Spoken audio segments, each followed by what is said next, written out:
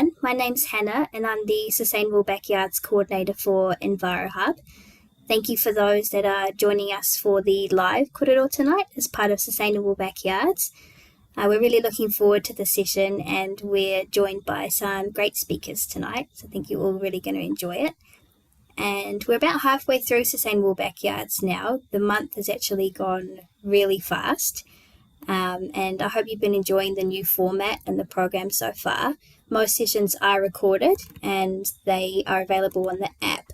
So I'll leave a link at the end for anyone that wants to go check that out and look at some previous events. But the session tonight is also being recorded and you've still got a bit of time to go back and watch most of the online events. I feel like there's a few people coming in, but I think because it's past 6:30 now, I'm going to hand you over to Marty, who's facilitating the event tonight, and we'll have a chance for some questions at the end. So if you have any questions that you want to ask, tonight's definitely the night. Thank you everyone and enjoy.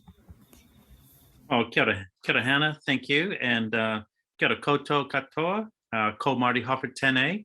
Welcome to this session tonight with Sustainable Backyards, and thank you, Hannah, coordinator for Sustainable Backyards for EnviroHub. And tonight we've got two great speakers tonight, and the topic of our session tonight is Talking Trash at Korero on curbside waste. And so this session will cover the benefits of the new curbside collection and how you can dramatically reduce your household waste. And we're going to also try and address some commonly asked questions about the curbside system and maybe the new container return scheme that's been announced recently by government. Questions will go into the chat box if you don't mind, and we'd like each speaker to be able to do their presentation, roughly 20 minutes each, and then we'll allow 20 minutes for questions, which we'll then read out of the chat box and refer to either speaker. So tonight we have Nicole and Lisa, and Nicole is going to be covering what can go in your curbside collections, Curbside 101, a few myth busters, common misconceptions and confusions about curbside recycling. It is always very confusing, especially plastic, and the new plan to standardize curbside recycling across the country. And Lisa will be covering living a more waste-conscious lifestyle, barriers to reducing your waste at home and how to combat these, and the new container return scheme and separate business and food waste collections. She can expand on that, some of the Ministry for the Environment announcements from just last week. So without any further ado, I'd like to get Nicole to give us her presentation for tonight. So welcome, Nicole. Oh, thank you, Marty. Just going to do the old screen share and make sure that's going okay. Can everybody see the screen? I think so. Cool. Awesome. So as Marty said, my name's Nicole. I work at Tauranga City Council in the Sustainability and Waste team. So my current role is Waste Minimisation Officer, and I look after the curbside services as well as many other various different parts of council waste services at the moment. It feels we're always stepping into different parts of our team to make sure that everybody's waste keeps getting picked up from the curbside, which has been a little bit challenging in the last month or so, but I can touch a little bit more on that as we go through. So first part of the presentation is just going through what is accepted in council's curbside bins. So obviously I'm Tauranga City Council, so mine is probably more related to anything to do with our curbside services, which are very similar to the services that the Western Bay of Plenty deliver, as well as a lot of other Bay of Plenty councils as well. So the probably most challenging topic is always the recycling bin. So we'll start on that one, as it might be the longest one that we have to spend a little bit of time on tonight. So the recycling bin, or the yellow lid bin, so most recycling bins throughout New Zealand have a yellow lid, and they should have a recycling symbol on top and a bit of information to tell you what goes inside that bin. So the most kind of easy way to remember is your tins, paper, cardboard, and certain types of plastic, which are able to go into the recycling bin. So clean paper and cardboard. So cardboard boxes, it's really good to flatten those down where you can and place those into your recycling bin. And then clean paper, such as newspaper, letters, envelopes, those types of materials. Clean pizza boxes. So pizza boxes has always been one that's had people scratching their heads, whether that can go into your curbside recycling or not. So long as there's not a huge quantity of food or grease left on the bottom of the pizza box, that is able to go into your curbside recycling bin. If the base is a little bit kind of dirty and greasy, or the cheese hasn't been able to get out of the box easy enough, you can actually tear the lid off the pizza box and recycle that, and the base can actually go into the food scraps collection service, which we've got here in Tauranga, or into your home compost, and that will just break down like your normal paper would. So in Tauranga, we accept plastics 1, 2, and 5. So there can be slight differences, probably mostly around plastics in other councils, but Western Bay also does collect 1, 2, and 5 as well. So those are your more kind of common plastic items, like your milk bottle, your PET plastic, which is your kind of Sprite or Coca-Cola type bottles. They can be placed into your curbside recycling bin if they're empty and clean, and it's really important to remove the lid if you can as well from those bottles.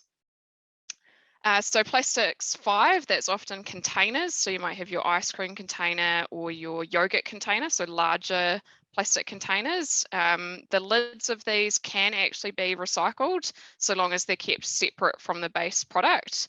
So the reason it's probably separate is because the people sorting the recycling don't actually know if the container is clean. If the lid's on the ice cream, they might still think there's a lot of ice cream left inside it, and they'll think that it's contaminated and not able to be recycled.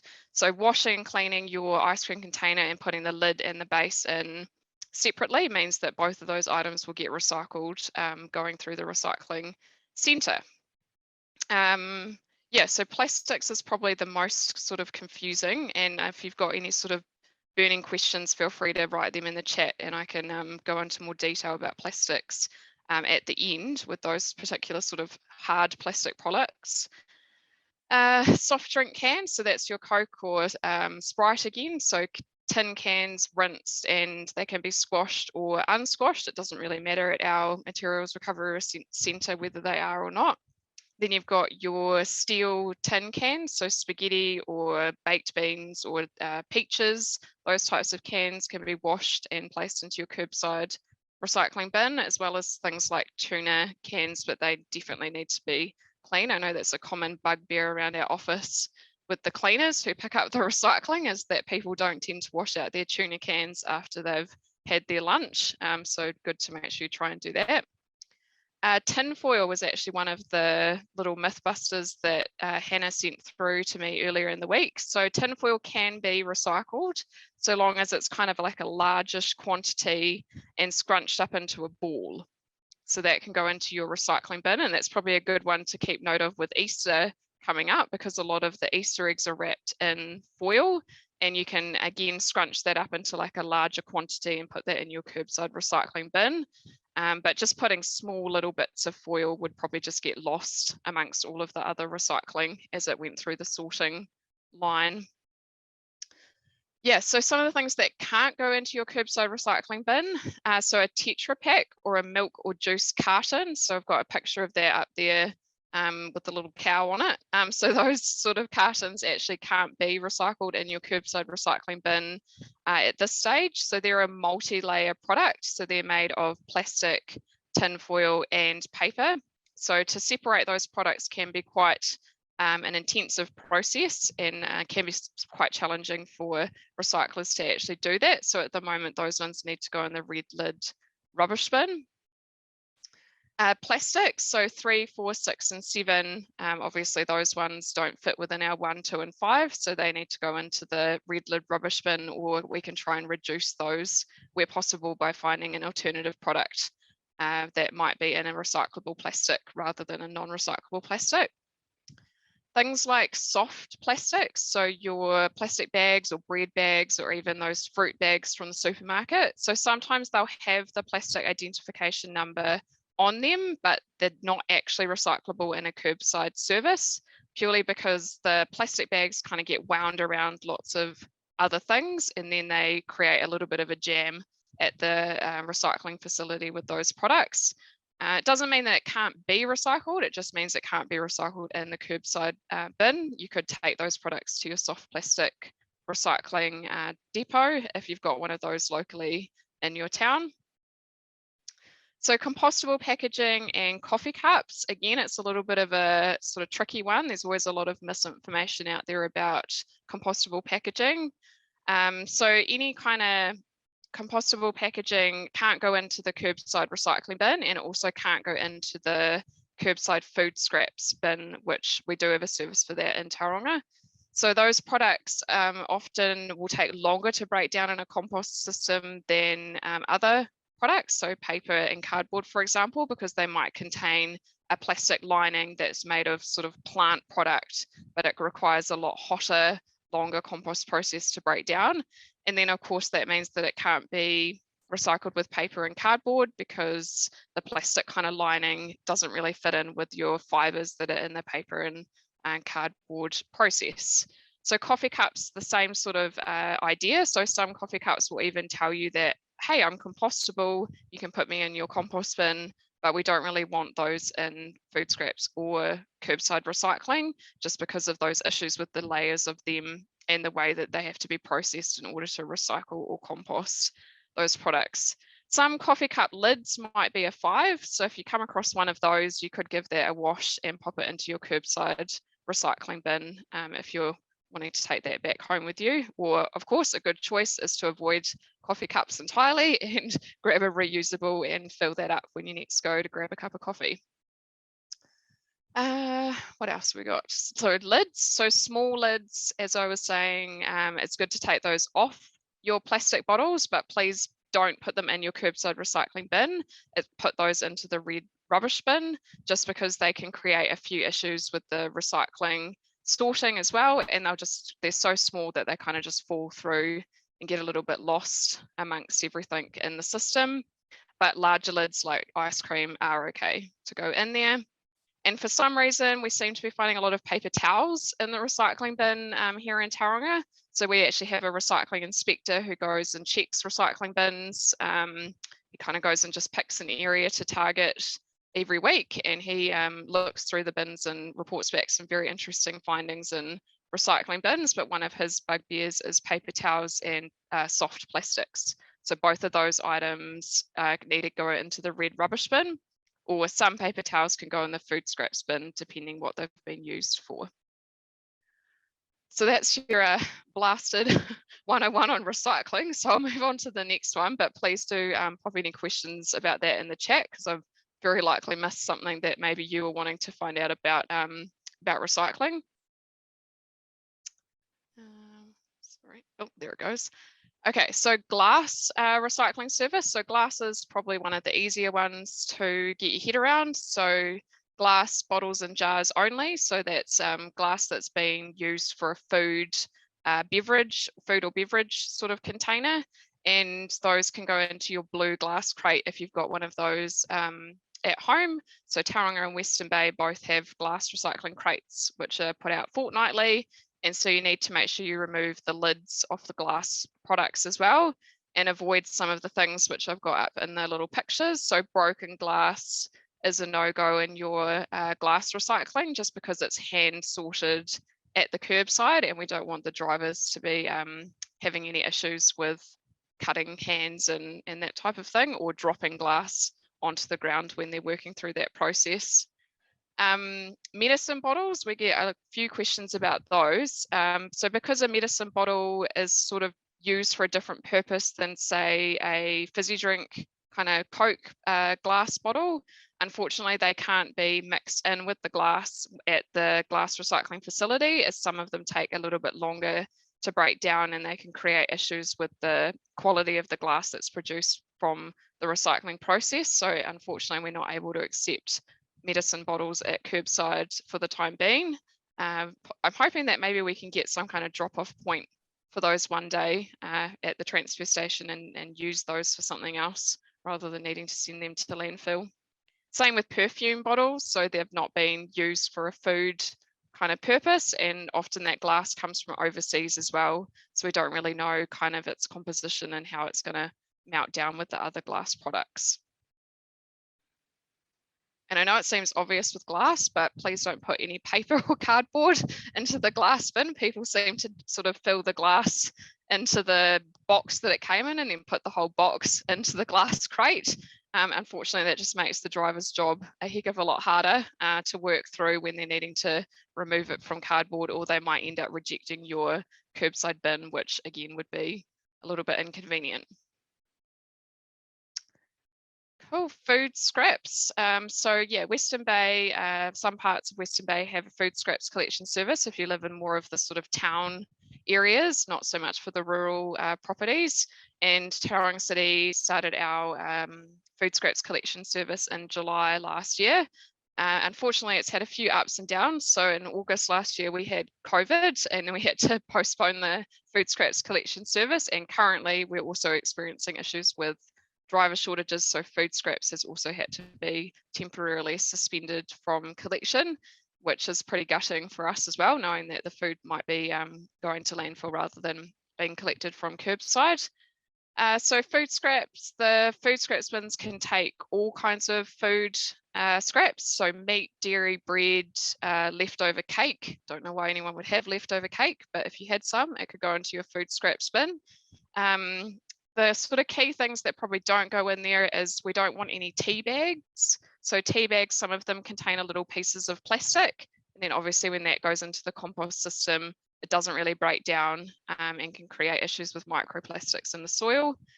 No compostable products, which I touched on with the recycling side of it. So compostable bags, even though they say they're compostable, again, they have a different way of breaking down to just normal fruit and vegetable scraps, and they can really slow down the process of composting at our facility.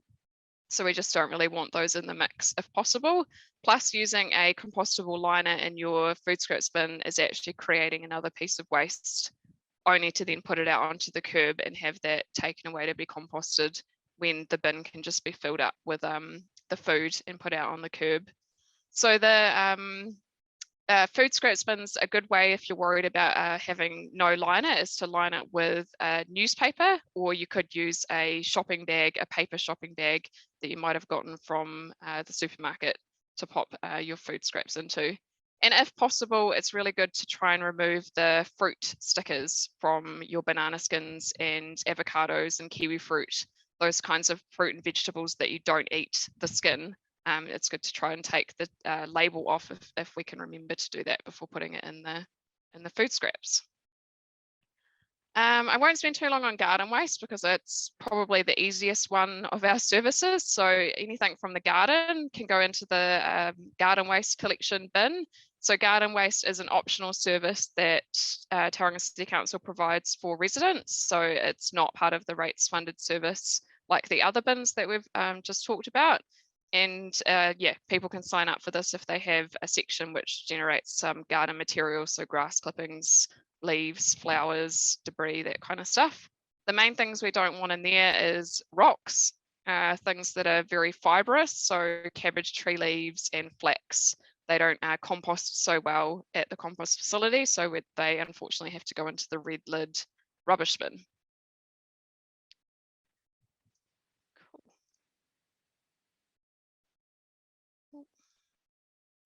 All right, so everyone loves a good graph on a Tuesday night, so thought I would sneak some into the presentation this evening, just to talk about a couple of results so far from the service beginning on the 1st of July.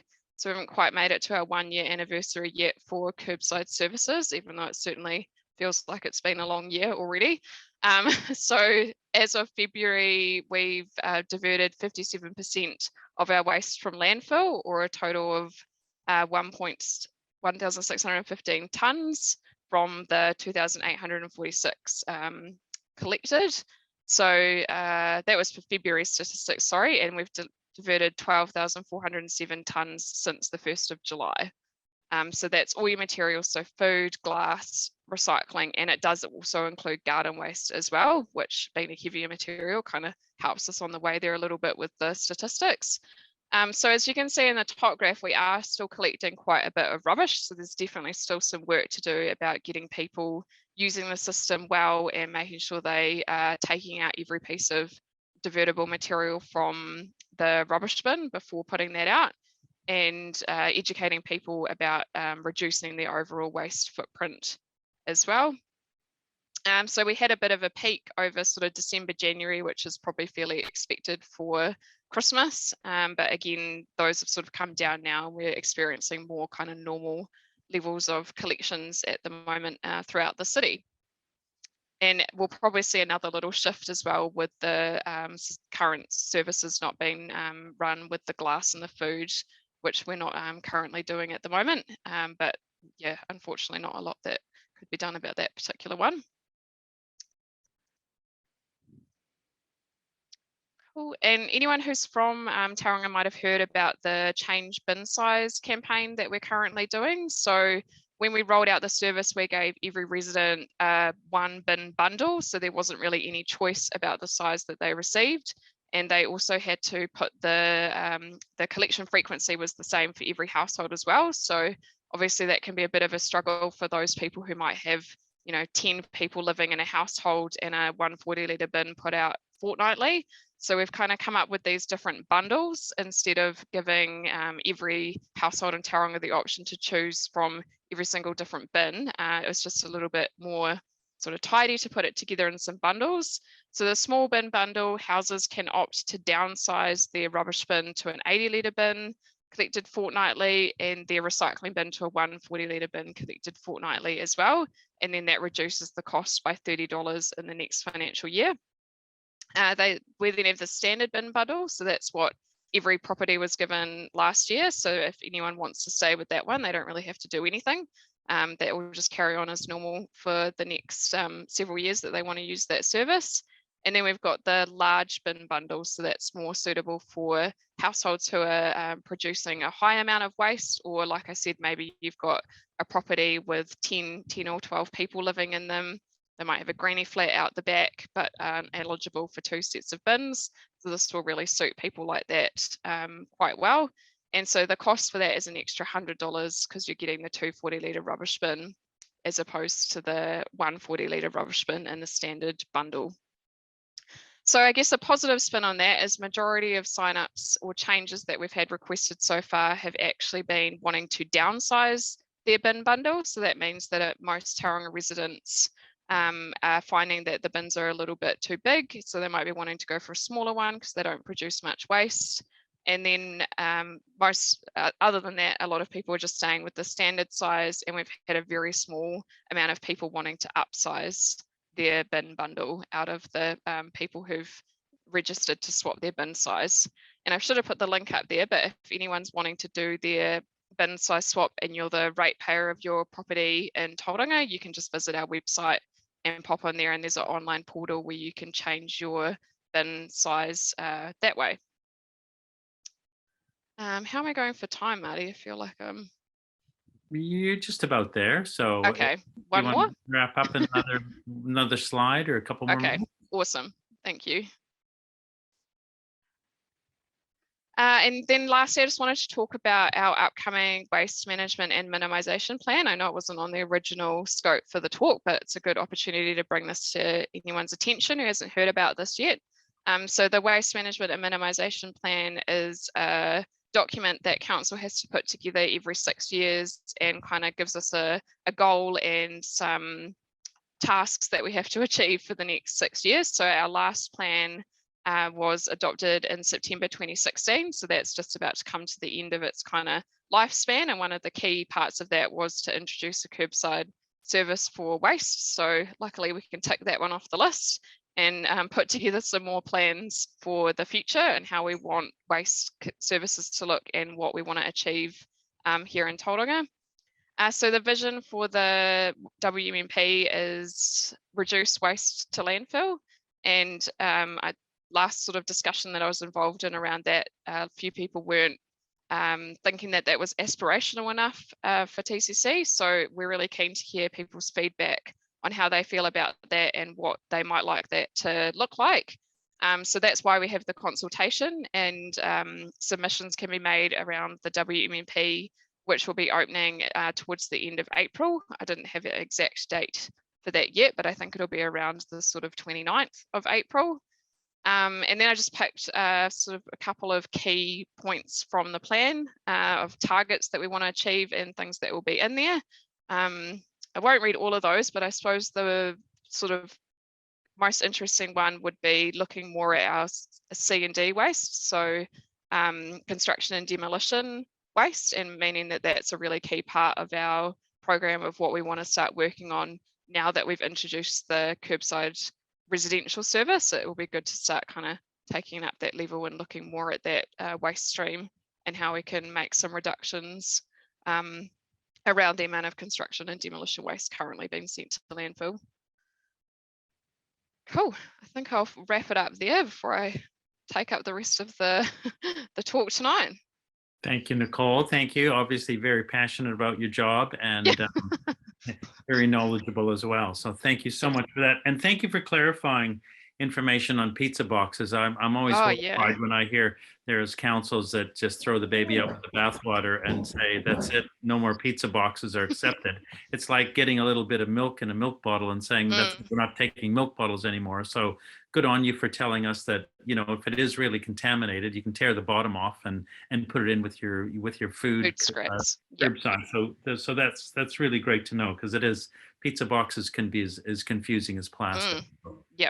Thank you, Nicole. And thank you for letting us know about your WMMP. So those of you that are Tauranga residents here tonight, make sure you submit, either support it or go online and tell Tauranga City Council what you want them to be doing more of.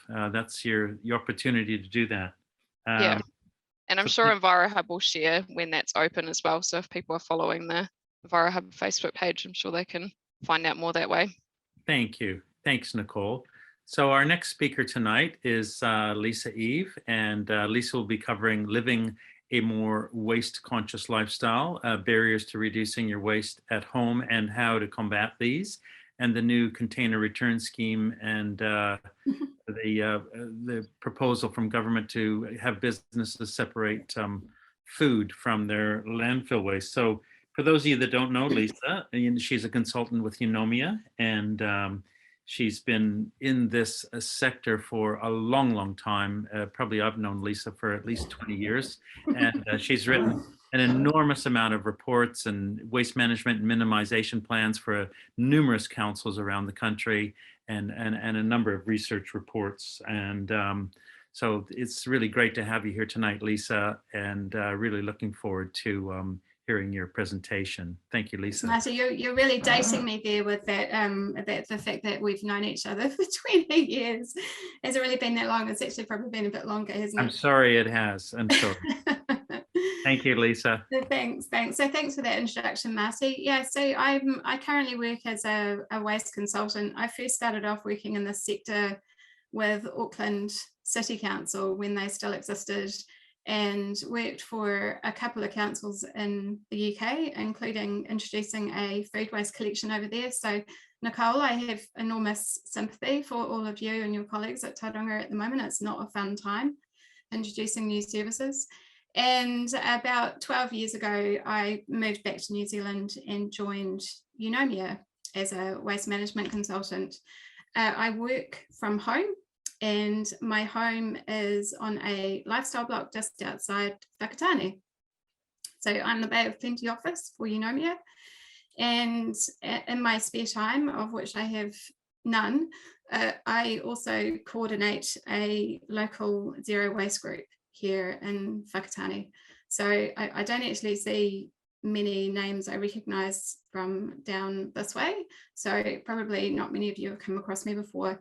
But what I'm going to do tonight is firstly, I just want to talk through two key waste principles, which once you understand them and you've got your head around them, will actually help you make most of your waste related decisions day by day. And the first one that I usually start off with is something called the waste hierarchy, which I'm just going to show you now. Marty, if you could let me know when you can see it. We can see it. Thank you. A little bit slow. That's all good, Lisa. Lots and lots of rain here. So the waste hierarchy is a really, really simple decision tool that tells you what your best options are as far as the waste management system is concerned. And so what we're always striving to do in the waste industry is to keep pushing people up to the top of the hierarchy. So the first steps of the hierarchy is actually to just think about whether you actually need this thing at all. Do you already have something else that you could use instead? Could you borrow it from somebody? Could you go to a secondhand shop and buy one that someone else no longer needs? Do you actually need the thing? The second step is to reduce. So if you do need to get something, do you actually need as much of it as you really think you do? The third stage of the hierarchy is about reusing and repurposing. So this is going to charity shops or going to a reuse centre if you have one nearby. We're lucky to have one down here in Whakatane. The next level of the hierarchy is recycling. So this is all of the curbside recycling services that Nicole's just been talking about. It's taking material to your local transfer station or your recycling drop-off centre. And then we're getting into the levels of the hierarchy that we really want to try and stay away from if possible. So recovery is what is commonly known as energy from waste. So for example, an incinerator that actually reclaims some of the energy from the waste. And then right down at the bottom, we have disposing. And in New Zealand, the vast majority of the waste that we throw out in our rubbish bins or that we drop off at the transfer station goes to a landfill. So this is our main way of actually disposing of waste in New Zealand at the moment. And what I discover when I talk to people who are not waste professionals about landfills is that actually people don't have a very good idea how modern landfills work. So some people have this idea that a landfill is actually just like a giant compost heap. So you throw stuff in there and it breaks down and eventually it disappears or something happens to it. We're not really entirely sure what. And that's actually almost the opposite of what happens in a landfill. So in a landfill, we actually don't want things to break down at all, because when things break down in a landfill, they produce leachate, which is one of those things that goes out the bottom of this picture, along with lots of other noxious substances. And all of that needs to be managed somehow. And the other thing that happens in a landfill is it's got often a plastic liner or some kind of other impervious liner, so nothing can get in and out. And then when the waste is put into a landfill, it's squashed down really, really hard, and then it's covered over with more liner and then more material on top of that. And what all of that does is it means that there's actually very little oxygen inside a landfill. So when we put any organic waste into a landfill, and this includes food and garden waste and timber, anything that was once growing, when we put that into a landfill and it breaks down, there's no oxygen. So this is where we get the production of methane. And methane, as I think most people know, is a far more potent greenhouse gas than CO2. So it's something that we really don't want to be produced. And yes, most modern landfills do have gas capture systems in place, and some of those landfills actually use that gas for good purpose. So to produce electricity, for example, or to provide heating for a nearby site.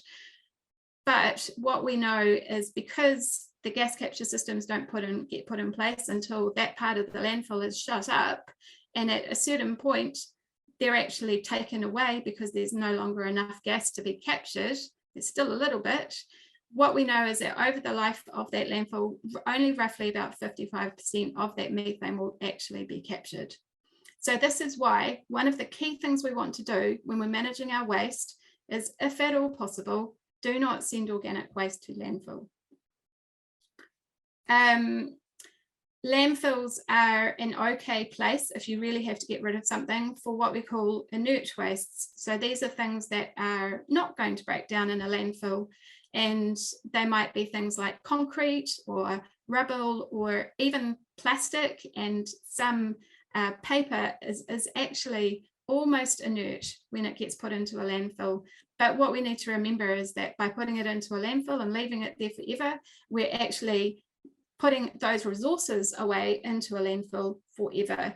And there's actually been quite a bit of talk around the world about the fact that whether we should actually be setting our landfills up so that they're actually more of a storage facility, so that at some stage in the future, we can actually go back into the landfill and take some of this stuff out and use it again. So in comparison, we have what the technical term is aerobic processing, means it has oxygen. And this is what most people would understand as being composting. So this is the pile in the back corner of your backyard, or if you're flashy, you've got one of the tumbling compost bins, or it might be vermicomposting, so it uses worms, or in the case of services like the Tauranga and Western Bay food waste collections, it's actually sent to a large industrial composting site. But what happens here, because we do have oxygen, this is a natural decomposition process, and what comes out of it is a product that we can use on our gardens, or we can use on farms and horticulture. And we do lose a little bit of gas, but that gas is carbon dioxide, it's not methane. And actually the majority of the carbon, which is something that we're really concerned about in these days of climate change, the majority of the carbon is actually retained in the compost and then gets returned to the soil. The other positive of composting is that we can use the compost instead of other things like artificial fertilizers, which are a massive issue around here, because the most common one is water soluble nitrogen, and that gets washed into our waterways and then causes all kinds of environmental problems from there. So those two key principles, if you can keep those in your mind, the next time you're at the supermarket or you're making a purchasing decision, they will actually answer the majority of questions for you. So before I move on to the next bit, I think it would probably be quite good just to quickly check in and see if anybody's got any questions about this bit, because I'd really like to answer questions. That's the primary thing I'd like to do tonight. So Marty, if you could just let me know if anyone's got any questions in the chat about that. Well, there is a question. Do we have many landfill sites in New Zealand, or is our waste shipped overseas? Very valid question. Yeah, okay, so what do we mean by waste?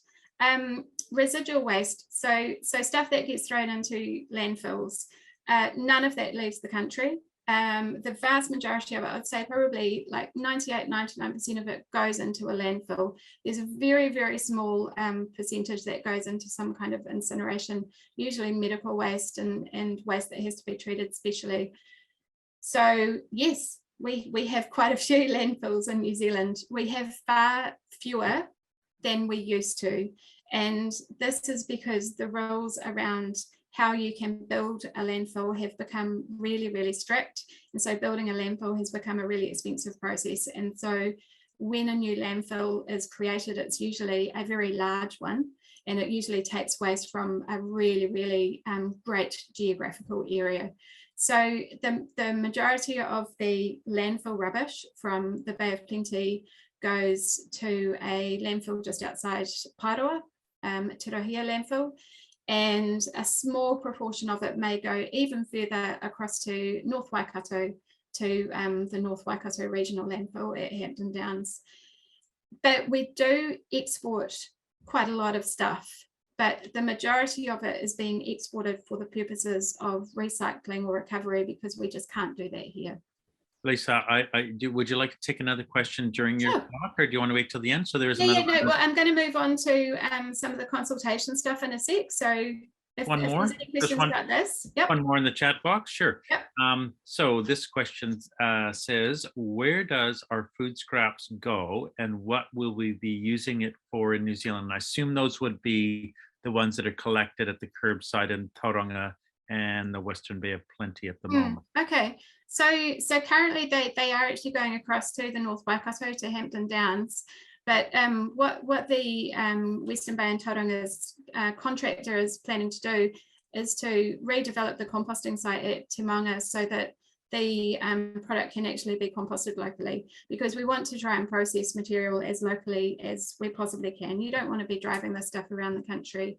So the majority of it gets turned into a beneficial product which people buy. The only restriction really is if anything goes into that composting process that perhaps people don't want to have on their food production land. So for example, there are some composting sites that actually take solid material out of wastewater treatment plants. We won't go any further than that. And that product is pretty much restricted to being used on land that's used to grow stock food. But I mean, it's a really sought after product. Okay, Lisa, Lisa, I think maybe that's it for the chat box for now. So if you want to finish the rest of your talk, how many minutes do you need? Another 5? 5 to 10. Yep, sounds good. And the rest will be for questions. Yeah, just quickly to talk about, my zero waste lifestyle and the barriers to that. I was doing really well until I had kids. And I would say that's probably my biggest barrier. We did the whole, cloth nappy and cloth wipes things when the kids were little, but now that they're at school, school lunches, they are just an absolute mission. And one of the things that I do down here in Whakatane is we actually run a zero waste school lunches workshop where we look at how we can replace some of those really popular snack items that your kids want you to buy from the supermarket, and how you can actually basically replicate those at home without too much effort. So if that's something that you're interested in, just maybe let Hannah know, because we do have quite a few resources like recipes and things like that for zero waste school lunches. So now I'm just gonna flip over to here. Now this is the other thing that Hannah asked me to talk about tonight. The Ministry for the Environment, which is the government department that looks after waste and recycling, are doing a huge amount of work at the moment. And the latest thing that has come out from the offices is the Transforming Recycling Consultation. And this hit our desks last Sunday. So we've had just over a week to try and absorb what this actually means. But the 3 key issues that the ministry is focusing on in this document is, firstly, trying to improve recycling collection systems across the country. And what they want to do is to resolve this issue where if you move from one place to another, so if somebody moved from Tauranga down to Whakatane, they'd have to understand what the rules are for curbside recycling down here, because they are slightly different. It will get even more confusing if you went further to a Portuguese, because a Portuguese is different again. So one of the proposals that has come out in this consultation is that there is going to be a standard list of items that all household curbside recycling collections must include. And they're trying to do this both to help consumers understand how the recycling collections work, but also to try and make it easier for industry as well, because once your item is put into a curbside recycling collection, it has to go somewhere. And at the moment, those processing facilities need to vary because the materials that are being collected need to vary. So that's one of the key proposals in this consultation document. The other really big one is what's called a container return scheme. And most people know kind of what this is about. This is where you pay a deposit when you buy a product, or the deposit's built into the price of the product. And then once you're finished with the packaging, you can return it to a collection point and you get some money back. And what the ministry is proposing is that we establish a container return scheme in New Zealand for a whole range of packaging types that you would normally kind of use while you're out of the house. So one of the things that they're proposing to exclude are fresh milk bottles, for example. And that's because another side effect of a container return scheme is that you have way less litter on the side of the road, because the container is actually worth something, and so people don't want to just throw it out of their car anymore. So the ministry is looking for your feedback on those two suggestions. And then the other thing that they've kind of just put in there with those two very, very big things is a proposal that businesses should also be required to separate their food waste. So there's always a really big focus on householders and household collections, and that's fine, but businesses actually create far more waste than householders do. And so if we're trying to get food waste out of landfill for all of those reasons we were talking about before, then we need to look at the non-residential food waste as well. So there's some questions in there about business food waste schemes. So this consultation is open for 2 months, and they've tried to make it really easy for you. I know writing submissions to consultations can be quite a daunting thing, especially with I believe this document is nearly 200 pages long. And so some suggestions to try and make this easier for you. There's a number of organisations around the country who work on these consultation documents and then prepare some standard templates and standard content that you can use for your own submission. So worth keeping an eye on people like the Zero Waste Network, which Marty's involved in, the Rubbish Trip are a really good resource for consultation responses. Parakore often have a really strong iwi focus to their responses. And also, you know, it's always worthwhile just getting together with some of your friends that are interested in this and just trying to nut it out amongst yourselves. What does this actually mean? What do we think? What do we want to say? And at the very least, what I know people at the ministry really appreciate is just respond and say, don't really get the detail, but I want you to do stuff. So please keep doing stuff. And, you know, that applies to your councils as well. If you don't really want to say much, at the very least, just write and say, yeah, I think you're doing good stuff. Please keep it up. So questions about the consultation or anything else? Right. I'm sharing my screen so we can all see each other. All right. Righto, Lisa. There are a few in the chat box. So I might start with one thing Hannah's done is put the link to the consultation to MFA into the chat box. I did mine today. So yes, I did. You're embarrassing the rest of us. No. I had to do it. So anyway, if you go to MFA's website and just MFA waste, and it comes straight up to the consultation. It took me less than 10 minutes. It is super easy. There's not a lot of, well, there's enough questions, but maybe let's say several on each topic, if that.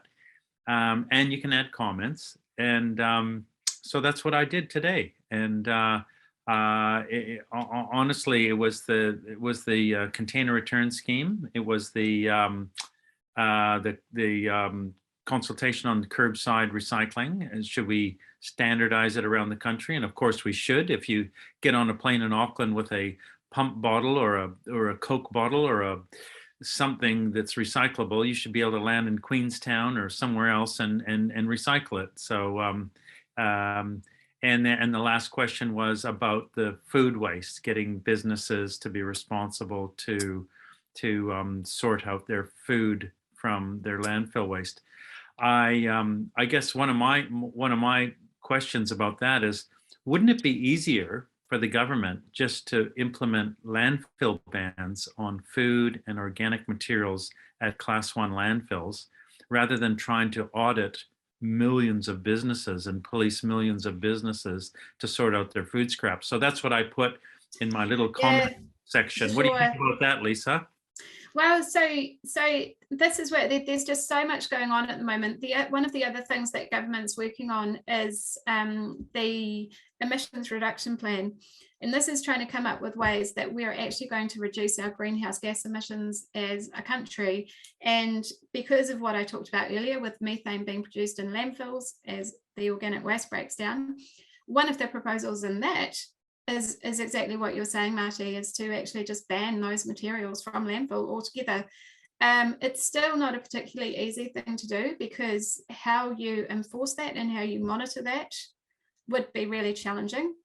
But Well, I think there's a landfill, Lisa, in Victoria, BC, called the Heartland Landfill, and maybe Hannah could Google that quickly. Heartland Landfill in Greater Victoria Regional Council, and they have banned items, 30 items that you are Yeah. not allowed to Oh, put yeah. in the landfill from A to Z, and it starts with things, and it's incredible. You cannot landfill cardboard, paper, untreated timber, food scraps, Yeah.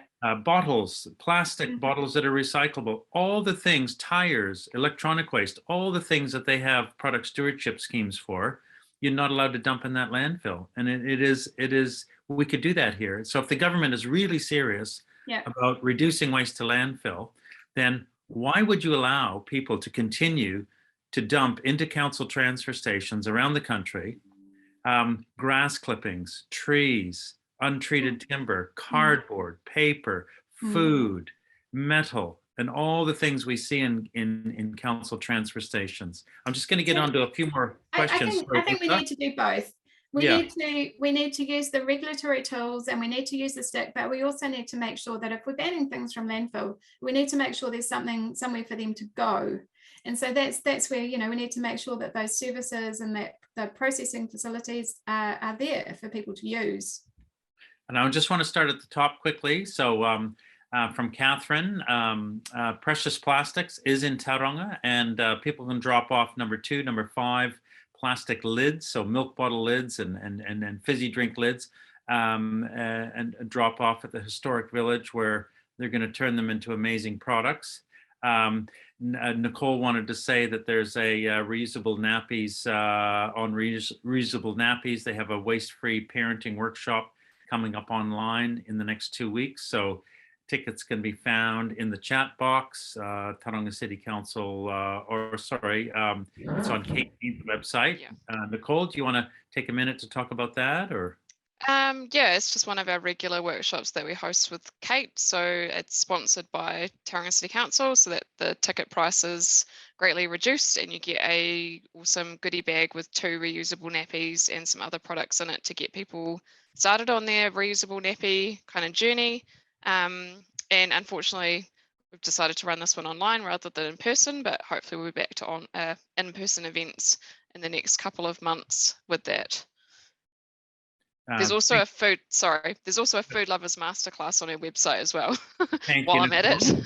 No, great. There's a question there. Can we make a submission under another organization and support someone else's submission with our name if we aren't comfortable or time restricted? Absolutely. So if you know someone else that's putting in a submission to the 3 current MFE container return scheme, standardizing curbside recycling, and food scraps sorted out from businesses, you can absolutely hook onto somebody else's submission, but or just copy paste it. Yeah, that's what a lot of people will do, is use the resources that are developed by people like the Zero Waste Network or the Rubbish Trip, and just copy and paste the bits that speak to you and stick your name on it, and that's all you need to do. Right on, Nicole. This one's directly for you. Here we go. Does TCC have an idea or a time frame for when the food scrap service might continue? Do you have any idea what we could do with it in the meantime, if we don't want to put it in the general waste? Yep. It's a good question. I wish I did have the answer to that particular question about when it was going to be starting again. But yeah, who's got a crystal ball? I know who's got a crystal ball of COVID. Yeah, hopefully we'll get back online, and we're hoping to start the glass and the food at the same time, just so that it's a little bit easier to get the message out there. And then obviously with food scraps, in the meantime, it might be a good time to start a home compost system, especially if you have a few kind of grass clippings and so on, and some leaves or other materials like that. You can easily put food scraps in with those. You do just have to be a bit careful around meat and those types of products, if you're home composting, your rats and stuff might not like them so much. So they could be kept in the freezer until the food scrap service started again. Or some people I've heard have just been doing the old dig a hole in the backyard, chuck the food scraps in there and fill it up with dirt. Since it's only a temporary solution, that's probably not a good long-term suggestion to be digging holes in your garden regularly to put your food scraps in. But yeah, certainly hoping that in the next couple of weeks it'll be back on again. There's also share waste, Nicole. Yeah. So share waste is like a national database that people can sign up to if you can take other people's food waste. And so if you have food waste that you're trying to get rid of, then you can go on to share waste and just have a search and see if there's anybody near you, and then you can just send them a message and say, hey, this is what I've got, are you willing to take it? And you know, for example, we're listed on share waste because we take food waste to feed our chickens. They'll eat virtually anything. Chickens and pigs. So yep. So always worth having a look around to see if there's anyone near you on share waste. Thank you, Lisa.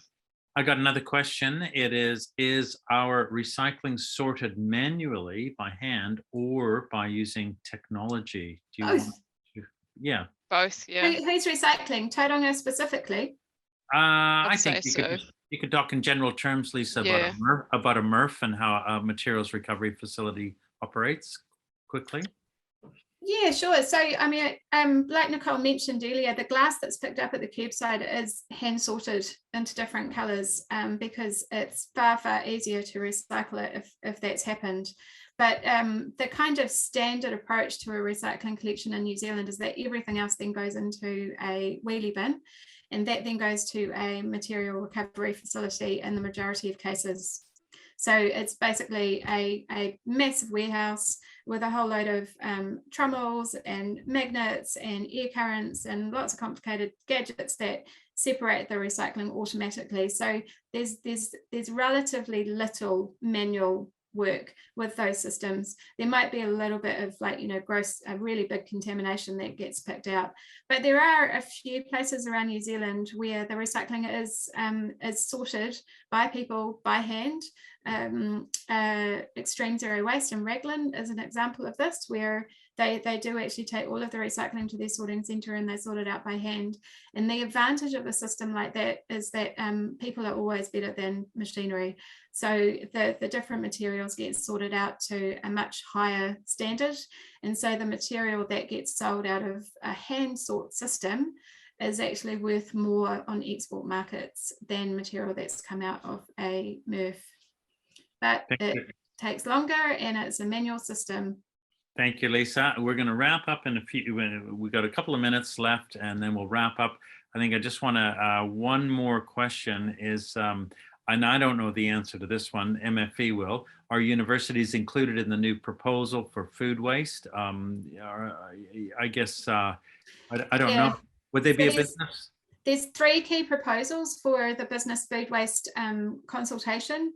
And if you go to the consultation document and you have a flick through and you look for the questions that they're actually posing to you to answer, one of them is, if we're going to require businesses to divert food waste, who's going to be caught by that proposal? And there's a number of different options there, which range from businesses who basically have a focus on food. So they prepare food, they sell food, food's consumed on the premise. So this is things like cafes and restaurants and you know, some bars. Then it kind of gets more and more complex from there. So is industrial food waste going to be caught, for example? So a factory that actually produces a food item, are we going to require them to divert their food waste? Supermarkets have a huge amount of food waste, all of the you know, leaves from the outside of the cabbage or the lettuce that people don't want to buy. Are we going to require them to divert? So let them know what you think. Do you think universities should be included or not? Thank you. One last quick question for Nicole, and then we're going to wrap it up. A Mythbuster question: is it true that we should keep tinfoil until it's a big enough ball so that it doesn't get missed in the materials recovery facility? Yep, easy answer to that one. It is better to keep it until it's a large enough ball of clean tin foil that can, not get missed. That 55 mils is the usual, you know. We want to get specific. Yep. Yeah, if it's bigger than 55 mils, then that's probably going to go through.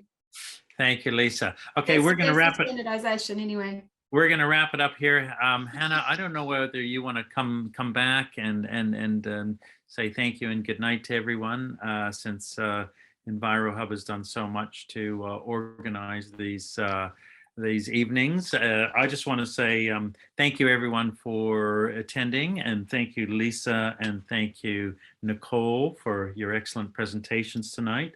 But I think I'll let Hannah finish up and close, and then we'll say goodnight to everyone.